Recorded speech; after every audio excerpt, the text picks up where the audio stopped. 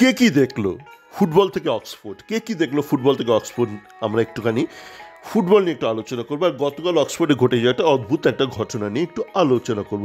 আপনারা গতকাল অক্সফোর্ডে কী দেখলেন? আপনারা দেখলেন চারটে কি পাঁচটা ছেলে একটা বিভিন্ন কাগজে এটা সেটা অনেক কিছু লেখালেখি করে চিল্লামিল্লি করছে, আমরা সেটা দেখলাম। আমরা কিন্তু এইটা দেখলাম না যে একটা হল ভর্তি লোক, একটা যারা এসছে শুনতে একটা কনফারেন্স, তারা সেই চার পাঁচটা ছেলেকে ছুঁড়ে বাইরে বার করে দিল। আপনারা কিন্তু সেটা দেখলেন না, নাকি দেখেছেন? দেখে ফুটবলও যেমন দেখলাম আগের দিন একটা আরেকদিন একটা খেলা হচ্ছিল, ইস্ট বেঙ্গলের একটা খেলা হচ্ছিল, সেখানে শেষের দিকে গুন্ডাজ বলে একটা ইস্ট বেঙ্গলের একটা প্লেয়ার, সে একটা বল পেয়ে ফার্স্ট টাইম একটা শট নিল। শটটা দিকভ্রষ্ট ছিল, খুবই বাজেভাবে দিকভ্রষ্ট ছিল, কিন্তু ইস্ট বেঙ্গল যে কোচ ছিল বিনো, সে হঠাৎ চিল্লিয়ে উঠলো, বললো এত সময় থাকতে কেন তুমি ধরে শটটা মারছো না? এইটাই হলো প্রবলেম। এখানে হলো সমস্যা, কেন ইস্টবেঙ্গল থেকে বা ইন্ডিয়া থেকে প্লেয়ার ওঠে না? আর একই কারণে এই যে কালকে একটা বদনামি হলো, তার কারণ কেন ইন্ডিয়া এগোচ্ছে না? জিডিপি ফিডিপি যাই করুন, ইন্ডিয়া কেন তৃতীয় বিশ্ব আর ইংল্যান্ড কেন প্রথম বিশ্ব? একটু ভাবার ব্যাপার আছে না? এই ব্যাপারগুলো শুধু ওই নাম্বারস দিয়ে হয় না, স্ট্যাটিস্টিক্স দিয়ে আপনি অনেক কিছুই করতে পারেন। দেখুন, প্রথমে আমি ফুটবল নিয়ে আলোচনা করি। আমি মূলত ফুটবলের মানুষ, কিন্তু যেহেতু সমাজটাও জড়িত, মানে সমাজ যদি আপনার কেচিয়ে থাকে তাহলে সেখান থেকে ফুটবলও ওঠে না।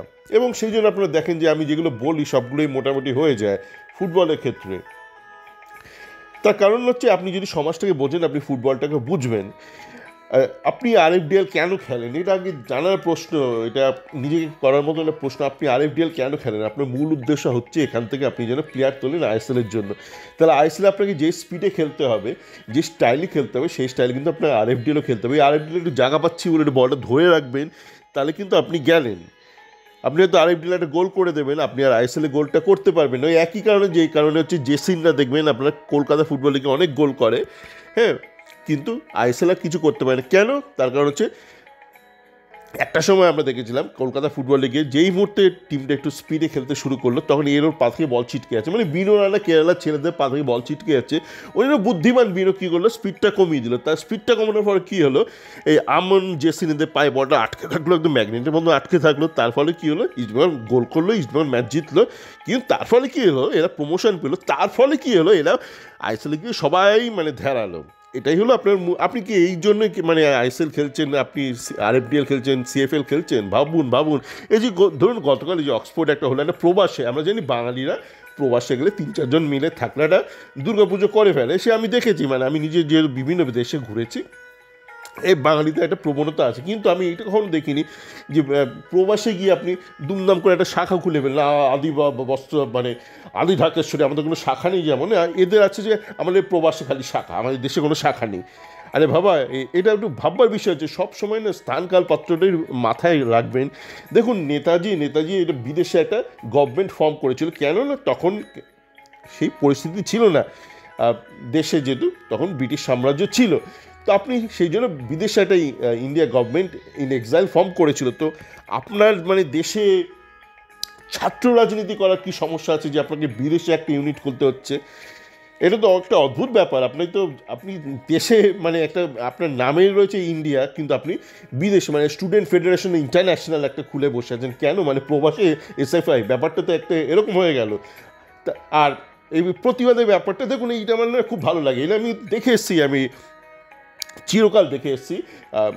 নেতাজি সুভাষচন্দ্র বোস থেকে শুরু করে প্রত্যেকে, যখনই লর্ড কার্জন বা বড় বড় লাটবাবুরা আসতেন ব্রিটেন থেকে কলকাতায়, তখন একটা ধর্ণা দেওয়া হতো, একটা প্রতিবাদ করা হতো। খুব ভালো ব্যাপার। কেন করা হতো? তখনকার দিনে তো আর সম্ভব ছিল না একটা কলকাতার ছেলের পক্ষে ইংল্যান্ডে গিয়ে প্রতিবাদ করার। কিন্তু আপনি তো মানে একটা বাংলার পলিটিক্যাল পার্টি, আপনারা যাই হন, গৈরিয়া হন, লাল হন, আপনারা তো বাংলার পলিটিক্যাল পার্টি। আপনারা প্রতিবাদ করতে ইংল্যান্ডে কেন যাচ্ছেন? ইংল্যান্ডে বসে কেন প্রতিবাদ করছেন? কেন বাংলায় করছে না? মানে আপনাদের উদ্দেশ্যটা ঠিক কী ছিল? আমি জানি না। যে বললাম না যে এই অপ্রাসঙ্গিক এদের ব্যাপার স্যাপার আছে। এবং এইটা কিন্তু আমাদের দেখছি ইস্টবেঙ্গলে যে অনেক ফ্যান গ্রুপ আছে, তারা এই চূড়ান্ত লাল বা চূড়ান্ত গেরুয়া, ইস্টবেঙ্গলে প্রচুর ফ্যান ক্লাব আছে যারা চূড়ান্ত লাল বা চূড়ান্ত গেরুয়া, এই জন্য তারা মাঝে মধ্যে উল্টো পাল্টা দাবি করে। এবং আপনারা দেখবেন তাদের দাবিগুলোর মধ্যে কোনো যুক্তি নেই, এবং সেই যুক্তি যে নেই সেটা কিন্তু সময় বলে দেয়। দেখবেন এরা প্রত্যেকটা দাবি ফেল করে। এরা যেই দাবিগুলো করে প্রত্যেকটা ফেল করে। এরা একসময় কোদ্দাতকে নিয়ে নাচানাচি করেছিল, এরা আমানকে নিয়ে নাচানাচি করেছিল, নাসিবকে নিয়ে নাচানাচি করেছিল। জেসিনকে নিয়ে নাচানাচি করেছিল, প্রত্যেকটা নাচ এদের থেমে গেছে, সময়ে থামিয়ে দিয়েছে এদের নাচটা। তো তেমনই আপনাকে কিন্তু মাথায় রাখতে হবে যে আপনি কোথায় রয়েছেন, কোন সময়ে রয়েছেন। আপনি আপনার যে কোনো পলিটিক্যাল আইডিওলজির জন্য আপনার হয়তো আপনার মুখ্যমন্ত্রীকে বা আপনার প্রধানমন্ত্রীকে ভালো নাই লাগতে পারে, খুবই স্বাভাবিক, কিন্তু সেটা কোথায় তার প্রতিবাদ করবেন সেই সময় স্থান এইটা কিন্তু জ্ঞানটা মাথায় থাকা দরকার। নয়তো না আপনি এটা হাস্যরসে পরিণত হবেন, একটা সিম্পল হাস্যরসে। লোকে বলবে যে আপনার মাথায় একটা কেমিক্যাল লোচ্চা আছে, মাথায় কেমিক্যাল লোচ্চা না হলে কেউ এই ধরনের কাজকর্ম করে না। তো আখেরে কার লাভ হলো? আখেরে এই লাভ হলো, দেখলাম আমি ইংল্যান্ডের একটা লাভ হলো, ইউকে একটা লাভ হলো, কেননা তারা এইটা বিশ্বকে দেখাতে পারলো যে দেখুন আমাদের এখানে কিন্তু ডেমোক্রেসি বজায় আছে, এখানে আমরা প্রতিবাদ করতে অ্যালাউ করি। খুব ভালো কথা। লাভ হলো কার? কেলগসের লাভ হলো, অক্সফোর্ড ইউনিভার্সিটির লাভ হলো। তারা দেখালো যে তারা কিন্তু ডেমোক্রেটিক, মানে তারা কিন্তু পুলিশ দিয়ে বার করেনি, মানে ওখানে যারা ছিল সংখ্যাগরিষ্ঠ হিউজ মেজরিটি অফ অডিয়েন্স, তারাই 3-4 জনকে ঘাট ধাক্কা দিয়ে বার করে দিয়েছে। এইটা প্রমাণিত হলো, এদের লাভ হলো, ইংল্যান্ডের লাভ হলো, আর কাল হলো কেলগসের লাভ হলো। আর কার লাভ হলো? আমি দেখলাম মুখ্যমন্ত্রীর লাভ হলো, কারণ মুখ্যমন্ত্রী দেখাতে বললেন গোটা বিশ্বকে, দেখো এই 3-4 জন আমার বিরোধী আছে, যেটা খুবই স্বাভাবিক। ডেমোক্রেসি তো আপনি 100% ভোট পান না। 3-4 জন হল ভর্তি ঠাসা লোক, সেখানে 3-4 জন আমার বিরোধী, এবং বাকিরা কিন্তু ইন এ হিউজ মেজরিটি আমার ফরে রয়েছে। হিউজ মেজরিটি ফরে কেন বলছি, তার কারণ কিন্তু বাকি কিন্তু চুপ করে বসে ছিল না। আমরা যেটা দেখলাম, হিউজ মেজরিটি তারা কিন্তু ওই 3-4 জনকে ঘাট ধাক্কা দিয়ে বার করে দিল। তো এটা তাহলে কী প্রমাণিত হলো? যে আমরা জানতাম একটা পলিটিক্যাল পার্টি হয়তো 3-4% তার একটা রয়েছে, তার ফেভারে রয়েছে, আর একটা পলিটিক্যাল পার্টি অনেকটা রয়েছে। কেননা আমরা দেখেছিলাম এই তৃণমূল যে পার্টি, তারা কিন্তু 50% কম ভোট পেয়েছিল। কিন্তু আমরা গতকাল যেটা দেখলাম যে হিউজ মেজরিটি এই মুখ্যমন্ত্রী ফরে রয়েছে। তো আমরা জানি না, হয়তো সবাই তো আর মানে অশিক্ষিত না, অনেকে হয়তো মুখ্যমন্ত্রী পদটাকে সম্মান জানিয়েছে। নয়তো এমন হতে পারে যে তৃণমূল পার্টি মানে মোর দ্যান 90% ভোট পাবে, সেটা সম্ভব নয়। কিন্তু আমরা গতকাল দেখলাম 90% ওয়াজ ইন ফেভার অফ মুখ্যমন্ত্রী। পসিবলি অনেকেই চেয়ারটা সম্মান করেছে, কেন এইটা অস্বাভাবিক, মানে হতে পারে না যে হঠাৎ করে তৃণমূল কংগ্রেস 90% ভোট ড্র করবে। তো এই ব্যাপারগুলো মাথায় রাখার দরকার আছে। যেমন ফুটবলের ক্ষেত্রেও রয়েছে। আরও একটা ফুটবলের ব্যাপার নিয়ে বলে শেষ করব, যে আমরা দেখছি এই মুহূর্তে প্রচুর মাঠ তৈরি করছে পশ্চিমবঙ্গ সরকার।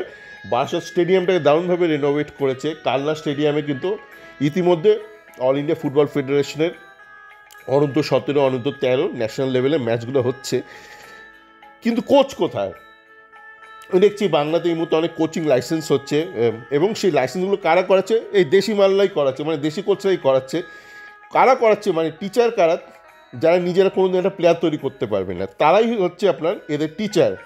মানে যারা ওই লাইসেন্স, প্রো লাইসেন্সগুলো করাচ্ছে, ম্যাক্সিমাম লোক নিজেরা ব্যর্থ টিচার, তারা বাপের জন্য একটা প্লেয়ার তৈরি করতে পারবে না। তো যাদেরকে তারা লাইসেন্সিং কোর্সগুলো করাচ্ছে, তারাও তো কোনো দিন পারবে না।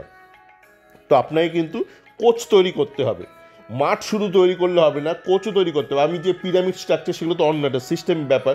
সেটা হচ্ছে বিশ্বকাপ যদি আপনাকে খেলতে হয়, বিশ্বকাপ ভুলে যান। আপনাকে যদি মোটামুটি একটু ভালো খেলতে হয়, মানে অন্তত সাফ রিজিয়নে ভালো খেলতে হয়, অন্তত এশিয়ার দ্বিতীয় সারির দলগুলোর সাথে ভালো খেলতে আপনার কিন্তু কোচ লাগবে, ভালো কোচ লাগবে। এবং কোচটা কিন্তু ওই আকাশ থেকে পড়বে না, ওই লাইসেন্স, বি লাইসেন্স, ও ঢপের লাইসেন্স দিয়ে কিছু হবে না। ওই লাইসেন্স করে আপনার কাছে সার্টিফিকেটই শুধু থাকবে, কাজ করার একটা ক্ষমতা থাকবে, কিন্তু কাজটা আপনি করতে পারবেন না। মানে চাকরি পাওয়ার একটা ক্ষমতা এসে যাবে আপনার লাইসেন্স এসে গেলে, কিন্তু আপনি কাজটাই করতে পারবেন না।